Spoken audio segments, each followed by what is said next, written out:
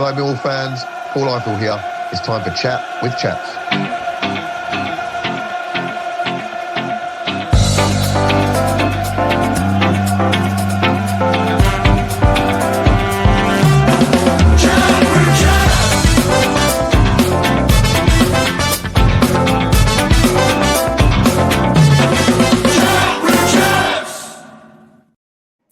Post-match analysis for Chat with Chaps, where it's just finished at the Den.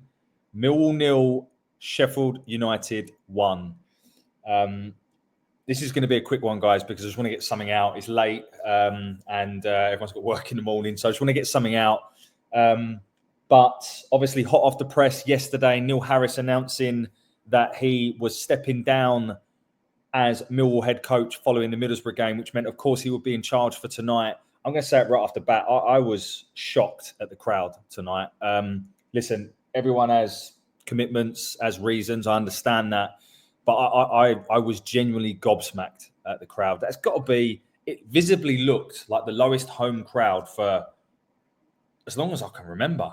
I'm at a loss. And I've been a Neil Harris fan on this channel for some time, as you know, and I'm not going to stop now. And I felt for him. You know, there was a murmur of a Super Neil.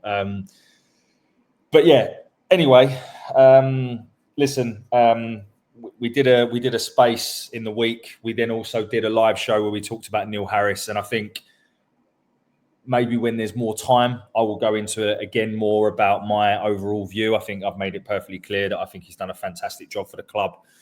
But unfortunately, his last game in charge at the Den was to end in defeat at home to top of the table Sheffield United. In terms of the team that played tonight, so for us, a couple of changes. Obviously, Ryan Leonard out suspended, Lucas Jensen in goal, Danny Mack right back, Joe Bryan left back, Murray Wallace and a returning Javit Tanganga in at centre half. I'll come out and say straight away, the best player on the pitch by a country mile. That was one of the best centre-back displays. I don't think he put foot wrong. I thought he was outstanding, Japhet Tanganga. My man of the match, straight off the bat. Casper Denor, George Saville, captain George Saville in the centre of the park. Romain Esse on the right, Duncan Watmore in the 10. On the left, Femi Aziz, and then Mikhailo Ivanovic up front. As I said, it was such a weird atmosphere. When the game kicked off, I looked around, I was like, where is everyone? It just felt so flat the whole night. It was such a bizarre thing. But I'm going to be honest, I don't really think we deserve to lose the game. I just don't. Sheffield United scored with their only shot on target. And look, that's what good teams do. They come to places like Millwall and they win tight games. So fair play to them. I think they're not the best side I've seen this season, but I think they probably have the best depth of squad. You know, to what is Ryan Brewster, probably their third choice striker. In reality, behind Campbell, has been playing and scoring goals. Kiefer Moore gives them a different option. You know, to have that, you know, to have the just some of the talent that they can bring on. So I think they'll be in certainly in contention for the top two. And I also just want to say a classy send off from Chris Wilder to Neil Harris. And for those who didn't notice that was a class act. But in terms of, let's go on to the football pitch. You know, we have a few chances in the first 10 minutes. Joe Bryan has a strike on 9 minutes following some good play from Esse. Tanganga gets up and headers from a corner. Arguably should get it on target, but it's a good header, unlucky. Then they go down the other end on 14 minutes, and how they don't score, it's almost like hot potato in our penalty area. I don't know how they don't score. Definitely their best chance of the game, other than their eventual goal that is to come. Some decent moments for us. I noted here that in the first 30 minutes, Joe Bryan was involved in a lot of positive things. Almost everything we were doing going forward, Joe Bryan was involved in. We then have probably our best chance of maybe the game, but certainly the first half on 36 minutes. Duncan Watmore goes on a bit of a mazy run, gets stopped in his track. It comes back to George Saville, who half volley smashes it against the post. And then Mikhailo Ivanovic blazes over. I don't know if it's a tight angle or not. I've not seen it back, but to me, he should do better in that position. Then Aziz has another chance on 39 minutes where I don't know if he hits the post or it's a good save low down by oh no, that was a Tanganga's chance, apologies. But Aziz has another good chance on 39 minutes where you need your striker to be in the box there. He could cut it back, but he doesn't. There's no one there. He goes for goal. And then the sucker punch comes on 41 minutes. And it's such a simple goal. And listen, I know I haven't been Joe Bryan's biggest fan, and I know a lot of people aren't Joe Bryan's biggest fan, but he does so much right in games, and then he just does something like this. And for a guy that's played at the very highest level, again, not seen it back, but for me, to allow that ball to go over your head, don't get me wrong, Hamer does superbly, takes it well, gets it out of his feet, looks up, Brewster's unmarked for a tap-in. I don't think Brewster did anything else in the game, by the way, Sheffield United fans. And we find ourselves 1-0 down at half-time. It was a real sucker punch. I felt we were the better side overall in the first half, created the better chances. I think we hit the woodwork twice in the first half. I think, obviously, the Ivanovic blazing over. I thought we were good value to at least be going in the game level, but it wasn't to be. I'm going through this quite quickly because I want to get to the summary very, very quickly. Then, to me, the second half is just an absolutely abysmal refereeing display. Can I say that it definitely impacted the game? It's hard to be that definitive, but listen, you know I'm quite balanced and pragmatic if you watch this, but this referee was an absolute disgrace. On 52 minutes, one of their players goes down and he allows... We have a throw-in. It's our throw-in. He goes down. He allows him to take his time to go off. He's injured. Fine, he needs to go off. And then he pauses the game whilst we have a throw so they can make another substitution. That lasted 3.5 minutes. We only got 5 minutes added on. And how many subs were there? It was the amount of time wasting, which, listen, Sheffield United, they're going to do it. We would do the same, right? You can't blame but the amount of time wasting, at least throughout the course of the game, at least 2 penalty appeals. I've noted one down here. Imaku going down, obviously come on later on. 84 minutes went down. I've spoken to people that watched it on telly. They said it weren't a penalty. Fine. But then Tanganga gets pulled to the floor. Jack Robinson, listen, mate.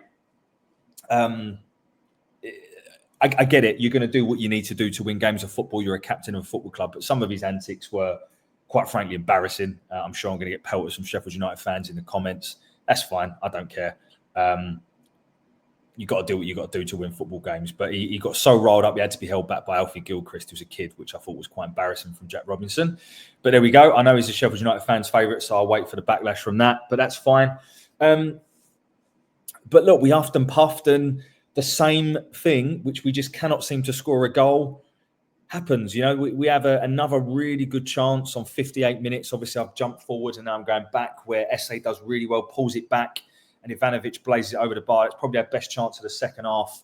And that sums it up. And to me, listen, Ivanovic has come in with a very hefty price tag. And you take that price tag away and automatically your complexion of him and his performances and his abilities look very different. But for those of you that have been crying out for him to start, I think tonight you saw why he's just not ready.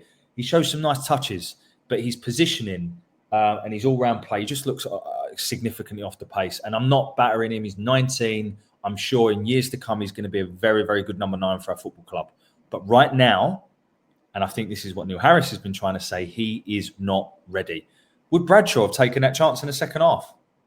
What's really interesting is the last 2 games, we've had Langstaff start and Ivanovic start. And both of them had 2 decent chances and both of them put it blazing over the bar.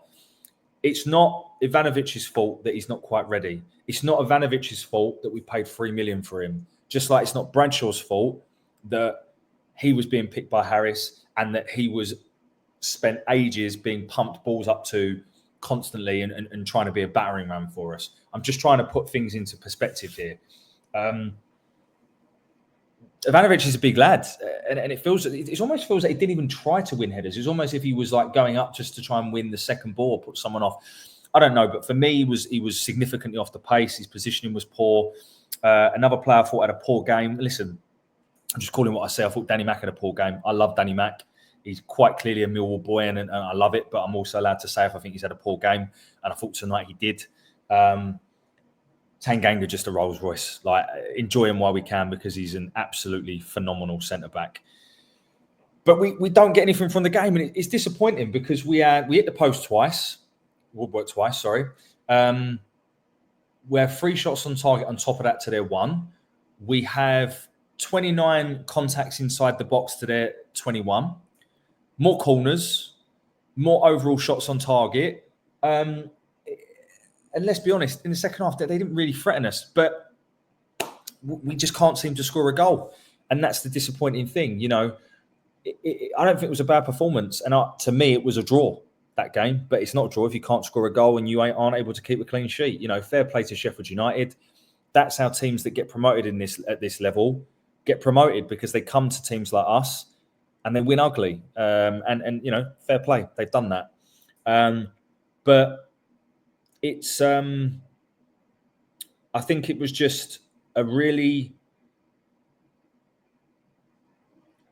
I don't know if unfitting is the right word. I don't know if it is a word, but it was a really flat send-off to a man that I think deserves so much more. That's just my opinion. I know he's got his lovers and he's got his haters, but I just felt that Neil deserved more tonight. I thought the players gave everything they could. I thought Savile had a really good first half, dwindled out a little bit in the second half. But you could tell, you know, he was his normal self on the pitch, and he was giving everything. It was so unlucky he didn't get his goal in the first half. I think that would have meant a lot to him and a lot to Harris. I think we missed Ryan Leonard significantly. And to me, it just shows you just how far ahead Josh Coburn is to the other strikers we have at the football club. And what has he played, like 5 games, because he's injury prone? We have to address whoever is in charge. We have to address that central striking position big time, because we're just not scoring goals now. We haven't scored more than 1 goal since September, and now we've drawn a blank twice at home in 2 games consecutively. Could have been very different, but it wasn't. Haven't heard Neil Harris's post-match. Haven't seen any highlights. I'm just recording this straight off the bat. But yeah, overall, a disappointing end to Neil Harris's tenure at home at the Den. I won't be able to get to Middlesbrough away for work over the weekend, so I'll watch the game, but I won't be able to get there, which is a real shame. And listen, the club now, it is imperative they get this next decision right. As I said, I'll do a more detailed video. Got a good video lined up for Friday, which I'm not gonna, just in case it doesn't end up happening, but I've got a really good video and a really good guest lined up for Friday that will certainly have a perspective on Neil Harris and also what we need. But for me, what way do you go? Do you go proven championship manager, someone who knows the league, someone that can, you know, we're not above.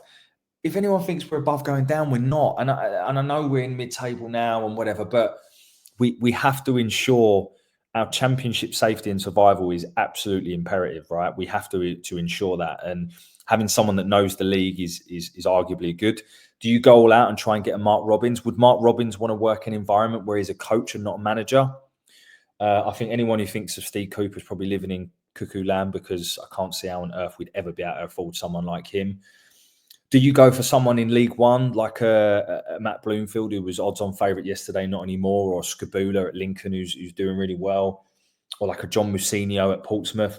Or do you go for someone out of work that's maybe had a go and maybe not fulfilled it? Someone like Schumacher that, you know, did a good job in at Plymouth. It didn't work out for Stoke, but how many clubs has it worked out for? Sorry, how many managers has it worked out for at Stoke? He'd be free, it'd be a different style of play. I don't know. I'm glad I don't have to make the decision, because any man that tries to come in and replace Neil Harris and get as much out of these players as he has is going to struggle. But guys, I'm going to leave it there. That was really quick, quite raw, but I just wanted to get something out. But overall sentiment is a disappointing night. I thought we played quite well. I think we deserve more from the game, but you know, a real disappointing send-off for a man that I think deserved a lot more. But there we go. Thanks as always for listening. As I said, hopefully we get something out Friday night that will be hopefully worthwhile listening to this. Guys, just if you're still listening to me rabbit on, please hit the like button. I noticed if I say it on video that we got a significant amount of more likes, and it really helps the channel, really helps the algorithm. So please hit the like button. Sheffield United fans, if you're listening to this, appreciate we're a Millwall podcast, but everything we're doing this season, we're giving to Cancer Research UK. So give us a follow, a subscribe, a like, a share. Would really appreciate it. It helps the algorithm and helps the channel and helps us make more money for charity. So thanks as always for listening, and we'll see you soon. Bye for now.